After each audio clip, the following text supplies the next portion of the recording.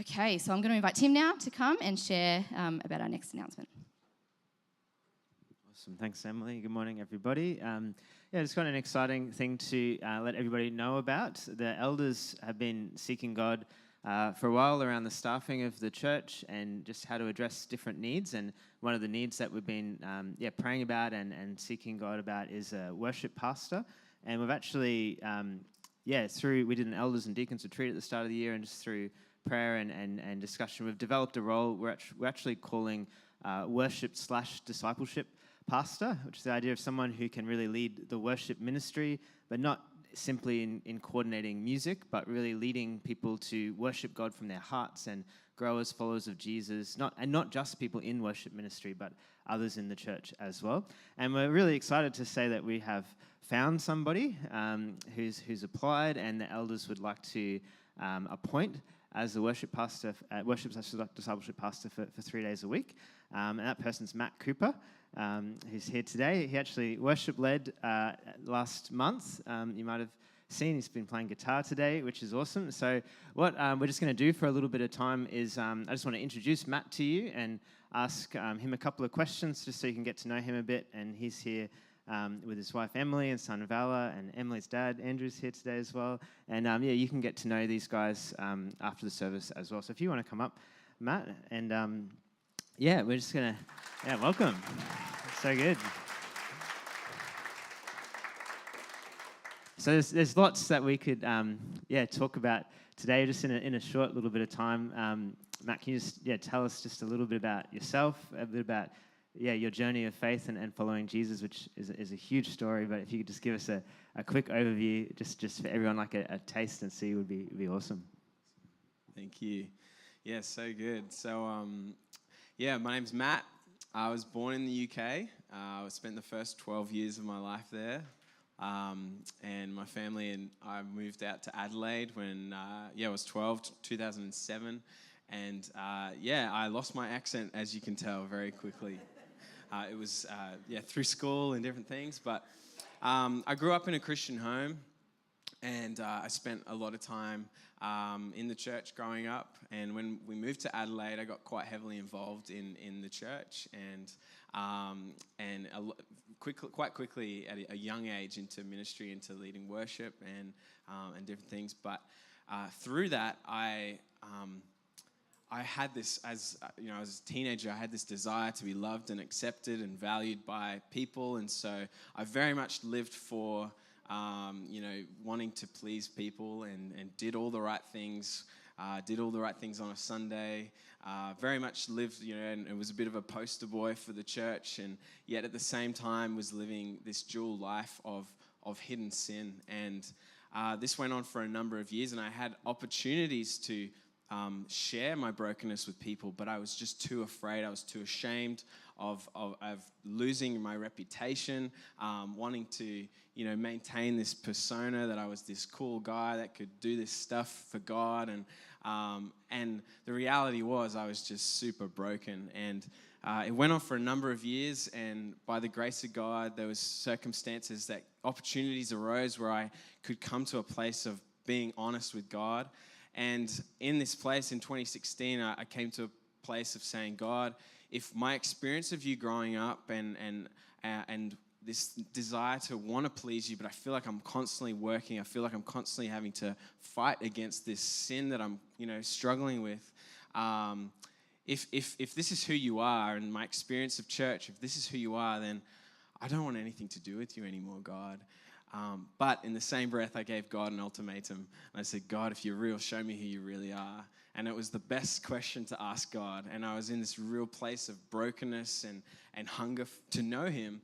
And over a period of time, just went on this journey of encountering his love. I would say for the first time, I knew it growing up as a kid. And yet I got so caught up in appearance and trying to do all the right things. And so, my passion for worship really has come out of a place of encountering the living God and out of revelation of who he is and what he's done in my life. And my desire is really to see others walk in that same freedom and enjoy that.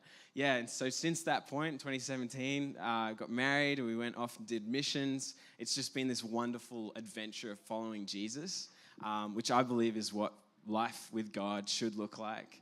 It's this beautiful adventure. And so, yeah, that's a bit of my story, broad strokes. I'd love to share more one-on-one and in different settings. But, yeah, that's a bit about me. So. Thanks, Matt. And yeah, it's just such an awesome testimony that just sort of really touches the surface. But yeah, if you could just share, like, because you guys have had a lot of different experiences in ministry and missions in different countries, which again we could talk about for a long time. But if you could just share maybe a little bit of your ministry experience and yeah, just around that, like what really makes you come alive in ministry and your passions and giftings.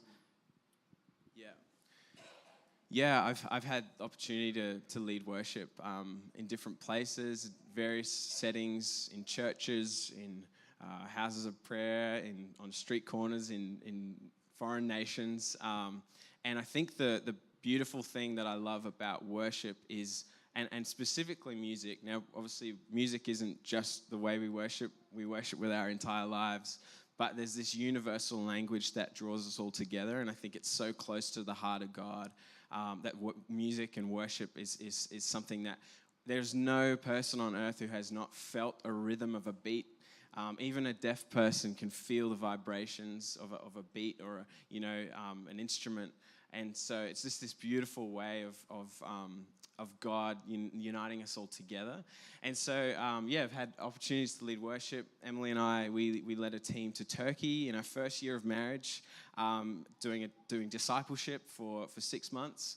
And that was amazing. And so through that, we've really seen God transform young people's lives and have encounters with his love, and are now all off in different nations doing different things, back in their hometowns, some of them as well. So, we did a 9-month Bible school as well. So I'm touching on a bunch of different things that have really been pivotal, I guess, in our journey.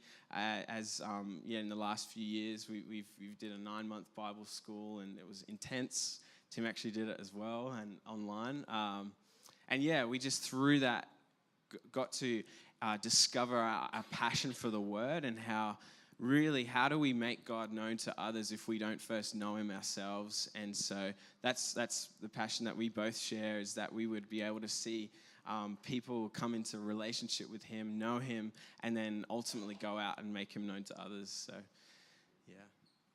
Awesome. Thanks heaps, Matt. And I know it's been a big journey for you guys, even in coming to apply for the role here, and just how God's worked to sort of bring that together. But maybe you could just share briefly what has some of that process been, or what excites you about the idea of this worship discipleship pastor role at Rivers? Yeah, I think there's 2 parts to it. There's this big picture part that for us is quite a wild story. Long story short, we were in Istanbul, and we've really felt God leading us back to Australia. And specifically, he highlighted Brisbane to us, and it was confirmed through a number of ways.